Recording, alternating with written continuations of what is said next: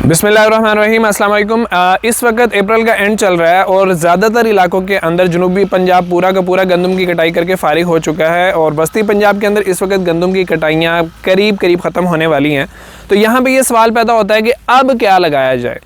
तो आज की इस वीडियो के अंदर हम लोग बात करेंगे उन बेस्ट ऑप्शंस के बारे में जिनको लगा के आप एक अच्छा प्रॉफिट कमा सकते हैं। कुछ फैक्ट्स आप लोगों के सामने रखूंगा जिनको पिछले सालों के जिनको देखते हुए आप लोगों को डिसाइड करना चाहिए कि कौन सी फसल ऐसी है जो मेरे लिए ज़्यादा बेहतर है। हर फसल हर ज़िम्मेदार के लिए नहीं होती, तो आपको सही फैसला लेना होता है ताकि आने वाले टाइम के अंदर आपको किसी प्रॉब्लम का सामना ना करना पड़े। तो आज की इस वीडियो को अंत तक ज़रूर देखिएगा, कोई ना कोई फसल आपको ऐसी ज़रूर पसंद आ जाएगी जो आपको एक अच्छा मुनाफा दे सके। अस्सलाम वालेकुम दोस्तों, इट्स मी मज़हर अली। आप मेरे साथ हैं फार्म चैनल पे, मेरे साथ रहिएगा। यहाँ पे एक बात आप लोगों को ज़हन में रखनी चाहिए कि ये सोच बिल्कुल गलत है कि कौन सी फसल ऐसी है जिसके अंदर मुनाफा ज़्यादा है ताकि मैं उस फसल को लगाऊं और ज़्यादा मुनाफा कमाऊं, बल्कि आपको ये देखना चाहिए कि वो कौन सी फसल ऐसी है जिसको मैं ज़्यादा बेहतर तरीके से मैनेज कर सकता हूँ। हर फसल आपके पास हो सकता है उतना टाइम ना हो जितना टाइम वो फसल आपसे मांग रही है। हो सकता है उस फसल के ऊपर जितनी मेहनत जितनी इन्वेस्टमेंट करनी पड़े वो आपके लिए तंगी का सबब बन जाए। तो हर फसल आपके लगाने वाली नहीं है। आपको अपने वसाइल को देखना है, आपको अपने टाइम को देखना है, आपको अपने इलाके के मौसम को देखना है, उसकी गर्मी को उसकी सख्ती को देख के डिसाइड करना है कि मैंने कौन सी फसल लगानी है। हो सकता है कि एक फसल आपके लिए बहुत अच्छी हो और वो फसल मेरे लिए अच्छी ना हो, क्योंकि मेरे पास उतना टाइम ही नहीं है कि मैं पैसा तो है कि मैं उतना पैसा लगा लूं और वो फसल एक दफ़ा मैं खड़ी कर दूं, लेकिन जितनी मेहनत बाद में वो मांगती है मेरी लेबर उतनी मेहनत कर ही ना सके या वो उतनी मेहनत करने के लिए ट्रेंड ही नहीं है। तो आपको वो फसल चूज़ करनी है जिसको बड़े ही आराम से आप मैनेज कर सकें। मैंने अक्सर ये देखा है लोगों को महंगी फसलें लगाकर बर्बाद होते हुए और बहुत सारे लोगों को सस्ती फसलें लगाकर कमाई करते हुए, क्योंकि उन्होंने सस्ती फसलों को अच्छे तरीके से मैनेज किया। तो जो महंगी फसलें हैं वो ज़्यादा मेहनत मांगती हैं, तब वो ज़्यादा प्रॉफिट देती हैं। सस्ती फसलें कम मेहनत मांगती हैं और आपको एक अच्छा प्रॉफिट दे सकती हैं। तो अपने टॉपिक की तरफ आते हैं कि हम लोगों को कौन सी फसल है जिसको लगाना चाहिए गर्मियों के अंदर। तो गर्मी की शिद्दत को और आने वाले टाइम के अंदर बारिशों को, मूनसून की बारिशों को देखते हुए आपने डिसाइड करना है कि मैंने कौन सी फसल लगानी है। तो हम शुरू करते हैं एक सस्ते से ऑप्शन से कि कद्दू और तोरी। ये वो दो फसलें हैं जिनको आप पूरे पाकिस्तान के किसी भी इलाके से, अगर आप लोग ये वीडियो देख रहे हैं, आप बेझिझक होकर आंखें बंद करके थोड़े से पैसों से आप शुरू कर सकते हैं।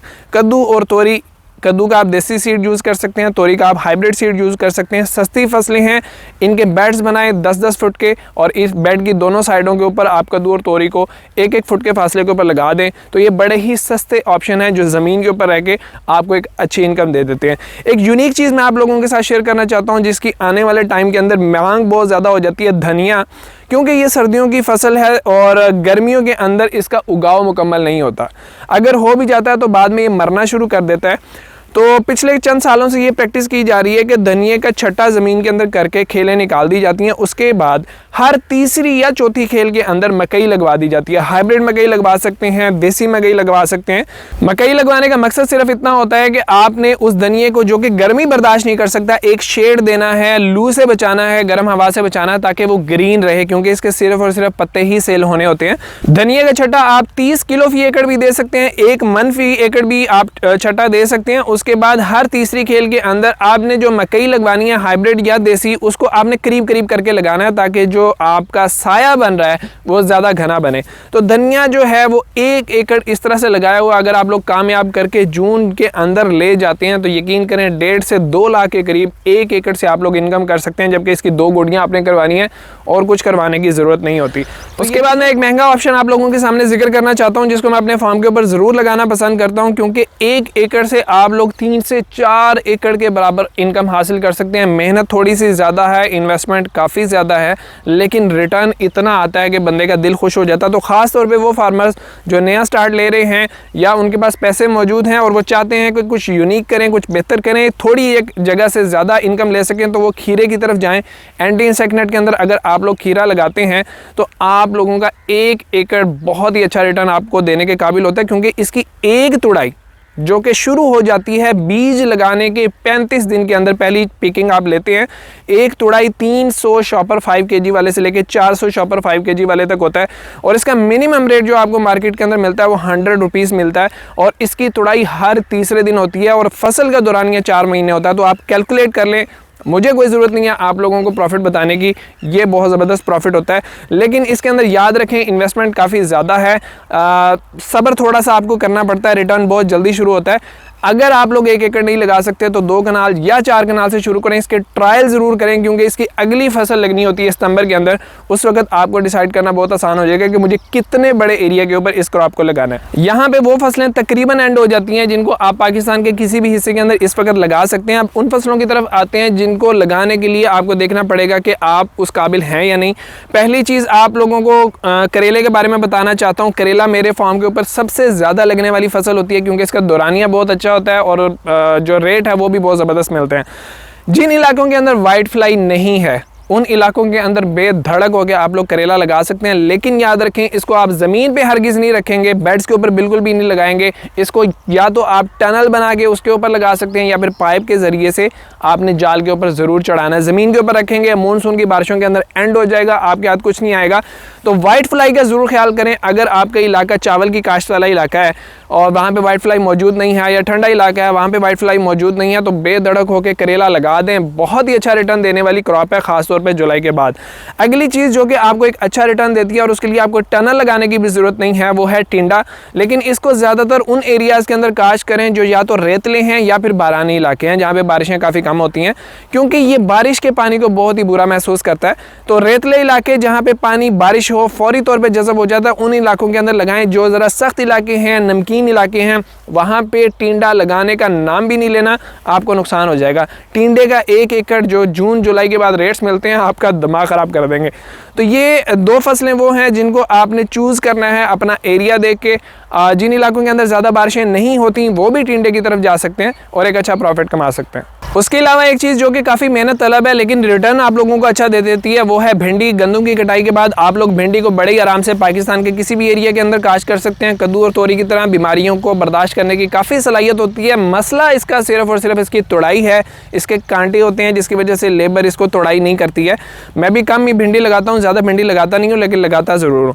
तो लेकिन अब बीज कुछ ऐसे हाइब्रिड आ चुके हैं जिनके अंदर कांटों की तादाद बाकी भिंडियों की निस्बत काफ़ी कम है, जिनके अंदर गर्मी बर्दाश्त करने की सलाहियत बाकी भिंडियों की निस्बत काफ़ी ज़्यादा है।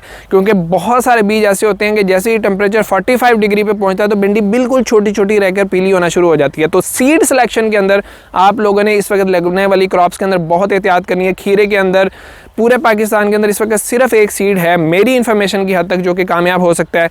भिंडी के अंदर दो के करीब सीड्स हैं जो मेरे नज़र से गुजरे हैं जिन्होंने गर्मी को बर्दाश्त किया। कद्दू वगैरह तो खैर देसी होते हैं। तो सीड सिलेक्शन के अंदर आप लोगों ने बहुत एहतियात करनी है और मेरे साथ मशवरा कर लेना, इंशाल्लाह आपको एक बेहतर मशवरा दूंगा। तो भिंडी एक बड़ा ही अच्छा ऑप्शन हो सकता है। हमारे वाली भिंडी जो है वो पहले की लगी हुई है और इस वक्त फ्रूटिंग पे मौजूद है। इंशाल्लाह इस पर वीडियो बनाएंगे कि इसको लगाना आप लोगों ने कैसे है। उसके बाद एक फसल जो कि सुंडी का बहुत ज़्यादा उसके ऊपर अटैक होता है, अगर आप वो अटैक किसी तरीके से कवर कर सकें तो अच्छा प्रॉफिट दे सकती है। बैंगन की मैं बात कर रहा हूँ। शुरू से ही, क्योंकि जब से ही मानसून शुरू होगा इसके ऊपर इतना सुंडी का अटैक होता है कि एक दिन छोड़ के दूसरे दिन या तीसरे दिन आपको स्प्रे करना पड़ता है। जब ये 6-6 इंच का होता है उस वक्त से तब कहीं जाके आप लोग ये जो सुंडी का अटैक होता है उसको कवर कर पाते हैं। तो अगर आप लोग इतनी स्प्रेज कर सकते हैं तो फिर इसको अभी आप इसकी पनीरी काश्त कर दें किसी सायादार जगह पे, दरख्त के नीचे जहाँ पे तकरीबन 2-3 घंटे की धूप आती हो, बाकी छाँव रहती हो। अगर आप इतनी स्प्रेज नहीं कर सकते तो फिर आपको 25 जून के बाद इसकी पनीरी काश्त करनी चाहिए और 1 महीने के बाद उसको शिफ्ट करना चाहिए। उस वक्त सुंडी का अटैक काफ़ी कम आएगा, आपके लिए कंट्रोल करना काफ़ी ज़्यादा आसान हो जाएगा। यहाँ पे एक बात और मैं आप लोगों के सामने ऐड करना चाहता हूँ कि जून के बाद हमेशा ये एक रूटीन रही है। जून के बाद हमेशा से सब्जियों के रेट ऊपर जाना शुरू हो जाते हैं क्योंकि मानसून शुरू हो जाता है, सब्जियां ख़राब होना शुरू हो जाती हैं, फ्लड आ जाते हैं, मांग बढ़ जाती है और शॉर्टेज हो जाती है मंडियों के अंदर, जिसकी वजह से रेट बहुत ऊपर जाना शुरू हो जाते हैं। तो जितनी फसलें मैंने आपको अब बताई हैं आमतौर पर जून के बाद ही आना शुरू होती हैं, अच्छे रेट्स के अंदर ही आना शुरू होती हैं। प्रॉब्लम सिर्फ और सिर्फ इनको संभालने का है। जो बंदा सही मेहनत कर लेता है, टाइम के ऊपर चीज़ों को मैनेज करता है, टाइम के ऊपर गोडियाँ, टाइम के ऊपर पानी, टाइम के ऊपर स्प्रेज, वो बंदा 1 एकड़ से भी बहुत कुछ कमा सकता है।